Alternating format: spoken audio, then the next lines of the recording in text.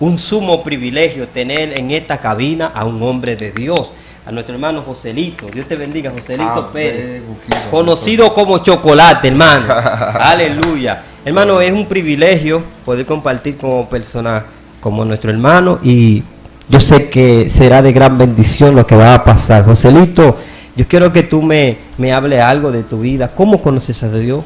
Amén. Primeramente honramos a Dios. Amén. Y damos gracias al Señor por la gran oportunidad que Dios nos brinda de estar acá en tu poderoso programa. Aleluya. Esto está tremendo, esto está avanzando de una forma extraordinaria. Es un privilegio para mí estar acá. Santo. Bueno, mi vida en Dios ha sido una vida privilegiada, ya que Dios me extendió la oportunidad de servirle a Él a la edad de los 13 años. Wow, es un privilegio. Es un privilegio poderoso. Yo soy nacido y criado de un barrio conocido como Los Guandules, que está cerca de La Ciénega y de Gualey. Allá a esa edad, a mi temprana edad, Dios llegó a mi vida. Gracias a Dios que nunca conocí la calle. Es verdad, recibí ofertas, un privilegio recibí eso. muchísimas tentaciones, pero cuando la mano de Dios está contigo, no hay diablo que te toque. Wow, muy fuerte. Gloria Joselito, a Jesús. una experiencia que tú hayas tenido en el caminar con Dios, una experiencia que te haya marcado, que hasta este tiempo tú puedas decir rápido, dime una. Wow. Bueno, una de las experiencias que tuve con Dios fue en un monte, orando, allá donde Ana Pogelia, Wow. ya que ella murió y que Dios Amén. la tiene Para allá, tenga en tu gloria. pero honramos ese monte allá en el aposento alto. Estando orando, el mismo Dios habló a mi espíritu y me dijo que mientras me mantenga conectada a la fuente se va a mantener conectado a mí. Entonces el secreto está no proyectar tu ministerio, sino proyectar al Dios que te dio el ministerio. Esa Dios. es la visión. Muy fuerte. Wow, esto está tremendo, hermano.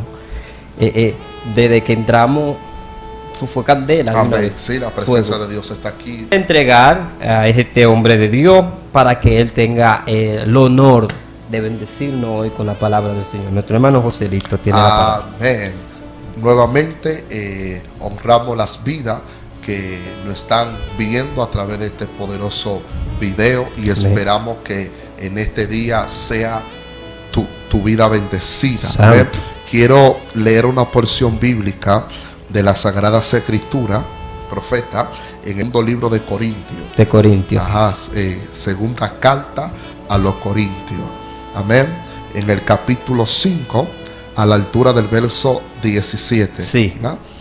La palabra de Dios será leída en el nombre del Padre, del Hijo y del Espíritu Santo. Amén. Amén. Dice así la Escritura. De modo que si alguno está en Cristo, nueva criatura es. Las cosas viejas pasaron, he aquí todas son hechas nuevas. Dios mío, muy fuerte. Amén. Padre, gracias por tu palabra. Sí, Padre, Tu gracias, palabra Señor. es fiel, es viva y es Eficaz. eficaz. Gracias, Señor. El tema que vamos a tocar en este día es con el tema dejando el viejo hombre atrás. Wow. Me llama mucho la atención, Gido, y es que el apóstol Pablo, cuando escribe carta a los Corintios, Pablo toca unos puntos muy interesantes. Y uno de los puntos que revela Pablo en el capítulo 5, a la altura del verso 17, Pablo dice: de modo que si alguno está en Cristo, nueva criatura es. En pocas palabras, Pablo está diciendo, el secreto simplemente no es estar en un templo, no es estar solamente adorando a Dios. El secreto se va un poquito más profundo. Por eso que él dice que si estamos en Cristo, de modo que si estamos en Cristo, nueva criatura es. Las cosas viejas pasaron y aquí todas son hechas nuevas. Una de las razones que me llama la atención del apóstol Pablo es lo siguiente. Cuando Pablo toca este punto, Pablo fue un hombre que todo lo que él decía fue porque lo había vivido. Santo. ¿Por qué Pablo toca ese punto? Porque si analizamos el capítulo 8 del libro de los Hechos, observamos que el nombre de Pablo fue puesto por el mismo Dios. Pero antes de él tenía un nombre llamado Saulo de Tarso. observamos que Saulo de Tarso, que es conocido como Pablo ahora, dice que Saulo perseguía a la iglesia. Saulo maltrataba a la iglesia de Cristo. Ahora, una de las razones que Saulo hacía estas cosas era porque él pensaba, o según los estudiosos decía, que él defendía su creencia o su religión. Y él pensaba que los cristianos que predicaban a Cristo pensaban como que no era la religión o el evangelio que a él le habían enseñado. No podemos pasar por alto, y es que Saulo de Tarso fue instruido, fue enseñado bajo los pies de Gamaliel. Wow. Era un hombre con un conocimiento poderoso, tremendo, pero el único problema es que Saulo era religioso, y la religión lo llevó a él a perseguir a los cristianos. Mira, una de las cosas, y es que la religión te lleva a perseguir la verdad de Dios, porque la religión te enciega. Dale para atrás otra vez. Una de las cosas que debemos de entender es que la religión te hace perseguir la verdad de Dios, porque la religión te enciega. La religión te hace entender que el que está bien eres tú y los otros están mal. Por eso hay un pasaje bíblico, la cual habla en el libro de Mateo, diciendo que había en el templo un fariseo o un religioso, y había un pecador. El pecador decía: Señor, perdóname porque te fallé. Señor, perdóname porque pequé. Sin embargo, el religioso, mi pecado. Así mismo es. Entonces, el religioso decía: yo diezmo y este no lo hace. Yo ofrendo y este no lo hace. Yo ayuno y esto no lo hace. Cuando buscamos, analizamos la verdad, en realidad el religioso estaba diciendo la verdad. El problema del religioso era que él se creía que él era más santo por las obras que él hacía. Entonces, lo que el religioso no entendía, que para tú tener un contacto o vivir una vida en santidad, quiere decir una vida quebrantable delante de Dios. El que es santo no puede menospreciar ni pisotear a nadie. Mira, el verdadero santo es aquel que vive un modo de vida. La santidad es un modo de vida. La santidad quiere decir apartado del pecado, apartado de las cosas que a Dios no le agrada. Hablar de santidad es odiar lo que Dios odia y amar lo que Dios ama. Muy fuerte lo que este hombre está hablando. Entonces, Saulo de Tarso, en vez de él perseguir los que estaban en contra de Dios, él perseguía a los que estaban a favor de Dios. Lo que pasa es que la religión lo había cegado. Entonces tú me estás diciendo, Joselito, que la mayoría de ministerios que se han levantado ahora no persiguen a Dios, sino que están adaptados a una religión. Así mismo es. Porque estamos viendo, y lo podemos ver en las redes sociales, lo podemos ver en nuestras iglesias, donde se levantan cierto tipo de personas con una violencia hacia los demás, con una supuesta santidad, que cuando tú lo buscas de la manera como se expresa, como habla, tú dices: Dios no está ahí. Así es. Fíjate algo. Una de las cosas, y es que cuando nosotros observamos en el libro de Daniel, en su capítulo 6 en adelante, es un pasaje muy interesante donde la Biblia dice que Daniel fue puesto, obviamente por un pensamiento divino por Dios, en el reinado, en el gobierno. Y la palabra dice que los sátrapas buscaban ocasión para acusar a Daniel del reinado. Ahora, observamos que la escritura habla que Daniel oraba 3 veces al día. Dios mío. Y la palabra dice, oye la profundidad de la escritura. La palabra dice que no hubo ningún vicio en Daniel, no hubo ninguna falta. En pocas palabras, los sátrapas buscaban una debilidad en Daniel para acusarlo y sacarlo del reino. Entonces, ¿cómo es posible? Daniel no era un Superman. Daniel era un hombre de carne y hueso igual que nosotros. Pero la escritura revela que los sátrapas y los 2 gobernantes buscaban una falta en él, pero no lo encontraron. Dios. Entonces, lo que me quiere decir, la Biblia no es que está revelando que Daniel era más santo que todo el mundo. No. Daniel era un hombre sujeto a pasiones. Amén. Daniel era un hombre que era de carne y hueso igual que nosotros. Daniel era un hombre que la tentación lo sacudía, pero se mantenía fiel. Ahora, ¿por qué no encontraron ningún vicio? ninguna falta en Daniel. Por la sencilla razón que el capítulo 6 del libro de Daniel, verso 10, revela que Daniel oraba 3 veces al día. La oración te fortalece. Te fortalece. Entonces lo que me quiere decir que la vida que él llevaba, la santidad que él llevaba, el modo de vida que él llevaba en la oración, lo había llevado a un término que todas sus debilidades, la oración lo guardaba y lo cubría. Entonces el problema es que el que peca mucho es porque ora poco. Oh, Dios. Ahí es que está el secreto. Wow. El que peca mucho es porque ora poco.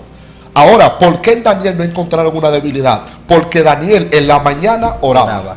En la tarde oraba. Y en la noche también. Y entonces, una clave, mirando hacia Jerusalén. Así es. La ciudad amada de Dios. Así es. Y recuerda que en una ocasión alguien quería maldecir al pueblo de Israel. Y Dios dice, al que te bendice, yo lo bendeciré. Así es. Al que te maldice, yo lo maldeciré. Amén. Pero estamos hablando del pueblo de Israel. Estamos hablando de una descendencia que fue privilegiada, fue escogida por Dios. Y este hombre ora hacia ella. Esto me da a entender que lo que le querían hacer a él se le iba a revocar. Así es, así a lo malo, a la persona mala. Ay, Dios del cielo. Es poderoso. Esto está muy profundo. Es poderoso porque Daniel era un hombre que a pesar de todo era un hombre íntegro. Sí. A pesar de que Daniel era un hombre íntegro, la palabra dice que los sátrapas, a pesar de que estaban esperando el momento en que Daniel fracasara, no se le dio ese privilegio. Porque el problema de Satanás es que Satanás tiene algo y es que él es paciente. Sí. Satanás sabe durar 10, 15 y 20 años esperando una debilidad en ti para derrotarte. Guay. Entonces Daniel entendió eso. Daniel entendió que a pesar de que él era de carne y hueso, lo único que Daniel entendió que para poder permanecer fiel, para poder permanecer firme, él tenía que vivir una vida de oración. Entonces la oración es como columna que te sostiene en tus tiempos de debilidad. Dios mío, Padre. Ahora, para no abundar tanto al tema, del tema que estamos tocando, respecto, dejando el viejo hombre atrás. Saulo de Tarso era un hombre que tenía un viejo hombre. Y a pesar de que él perseguía a la iglesia, a pesar de que él perseguía a los cristianos, él pensaba que persiguiéndolo el evangelio se iba a detener. Ay, ay, ay. Él entendía, Saulo de Tarso, que matando a los cristianos, metiéndolo en la cárcel, él pensaba que el evangelio se iba a detener. Lo que él no sabía, que lo que es de Dios no lo detiene nadie. Wow, muy fuerte. Eso parece como lo que pasaba en Egipto. Al pueblo lo oprimían, mientras más lo oprimían, más se multiplicaban. Así es. Entonces este hombre persigue la iglesia. El viejo hombre que tenía Saulo persiguiendo la iglesia a recio. Dice que se encuentra en Damasco, una luz del cielo le resplandece, cae al suelo. Y de repente aquel hombre que quizá no hablaba pausado, era colérico, cuando escucha esta voz que le dice: Saulo, Saulo, ¿por qué me persigues? Es tremendo. Cuando le dice: Saulo, Saulo, ¿por qué me persigues? Saulo se queda impactado. Porque en la realidad Saulo pensaba que él estaba persiguiendo a la iglesia. ¿Tú crees que lo está haciendo bien? Wow. Lo que él no entendía que Saulo estaba... Vamos a meternos en candela. Ay, Dios mío. Vamos a meternos en candela. Mira, porque hay mucha gente que están persiguiendo a los demás. Wow. Y cree que lo están haciendo bien. Dios mío. Y se le ha aparecido Dios en oración y en sueño y en revelación. Y le ha dicho: no lo persiga. Así es un hombre de Dios. Así es. Sama. Así es. Dios mío. Es fuerte. Mira, la presencia de Dios está aquí. Amén. Wow. Lo que a Saulo se le olvidó, que él pensó que estaba persiguiendo a la iglesia, lo que él no sabía, que él estaba persiguiendo al mismo Cristo. En pocas palabras, cuando Cristo le dice: ¿por qué me persigue? Cristo lo que le está revelando: Saulo, quiero que tú entiendas que la iglesia y yo somos un solo cuerpo. Entonces la gente debe de entender que el que persigue a un ungido está persiguiendo al mismo Dios. Ahora hay problema, porque el que persigue a la iglesia, el que persigue a Dios, va a chocar. Por eso que hay un pasaje bíblico en el libro de Éxodo, que cuando Moisés saca el pueblo de la esclavitud del faraón, el faraón y su ejército le cayeron atrás. Entonces, por error grande. Eso fue su por error. Entonces, por el mismo camino, wow. Mira, el mismo camino que el mismo Dios le abrió al pueblo para que cruzara, fue el mismo camino que Dios le preparó para matar a los enemigos, para sepultarlo. Wow. Entonces, el secreto está que el que persiga a la iglesia lo está haciendo mal, porque se está chocando con el Dios de lo imposible. Wow. Ay, Dios mío. Y el problema está, ay, Dios mío, que quiero hablar esta palabra, pero suéltala. El problema está que muchas de las personas o de los ungidos a veces quieren defenderse. Así es. Y yo quiero decirte de parte de Dios, no te defienda. Así es. Éxodo capítulo 14, verso 14 dice: Jehová peleará por vosotros y vosotros estaréis tranquilos. Yo quiero decirte a ti, ungido, que está siendo perseguido. Yo quiero decirte a ti, mujer de Dios, que está siendo perseguida bien fuerte. Estate tranquila, no te defienda. Él se va a encontrar con el que tumbó a Saulo del caballo, y le va a decir: ¿por qué persigue mi ungido? Dios mío. Hay una alabanza que dice: ¿por qué me persigue si ya tengo dueño? Ahora, lo fuerte de esto, que en el transporte donde iba Saulo, el resplandor fue tan fuerte que lo tumbó. Ay, bueno, hay gente que van para el suelo. Ay. Hay gente que están abusando del poder, porque en sí Saulo de Tarso abusó del poder. Este tipo tenía un privilegio, porque se había formado bajo los pies de Gamaliel. Entonces la Biblia dice que para él poder perseguir al pueblo de Israel, él tuvo que pedir una carta. Tuvo que pedir un permiso para trasladarse a Damasco. O sea que este hombre tenía poder de poder perseguir a los cristianos. Pero el poder que tenía Saulo era un poder humano, era un poder del hombre. Y aunque el cristiano en aquel entonces, o la iglesia de aquel entonces, no tenía ese mismo privilegio que tenía Saulo, pero el poder que tenía la iglesia era 10 veces mucho más poderoso que lo que tenía Saulo. En pocas palabras, no te preocupes por tener una conexión humana, preocúpate por tener una conexión espiritual. Porque el que tiene el favor de Dios, la tierra tiene que someterse a lo que diga el Dios de los cielos. Ay, Dios mío. La mano, esto está fuerte aquí. Y fíjate algo, Saulo cayó del transporte en donde iba montado. En pocas palabras, Dios lo tumbó. Santo. Hay gente que están posicionados. Entonces, el problema no es la posición donde tú estás. El problema es que a veces hay gente que quieren quitar a otro del medio, porque entienden que esa persona que está creciendo se ha convertido en una amenaza para ellos. Entonces Saulo, mira, yo siento la presencia de Dios. No, esto está muy fuerte. Saulo perseguía a la iglesia pensando, o porque él sabía que la iglesia representaba una amenaza para su reino. Y él dijo: yo tengo que quitarlo del medio. Entonces tú me estás diciendo a mí que la mayoría de personas que persiguen a los demás es porque tienen miedo que en el lugar donde ellos están alguien lo desplace. Ay, Dios mío. Tú me estás diciendo a mí que todo el que te critica por la espalda tiene el miedo tan grande, porque Dios mío, tú acabas de hablar una palabra muy poderosa. Esto está tremendo. Eso es como ponerle la tapa al pomo de lo que estamos viendo en estos últimos tiempos, donde se levanta alguien: no, porque de aquí, porque aquel, porque no creas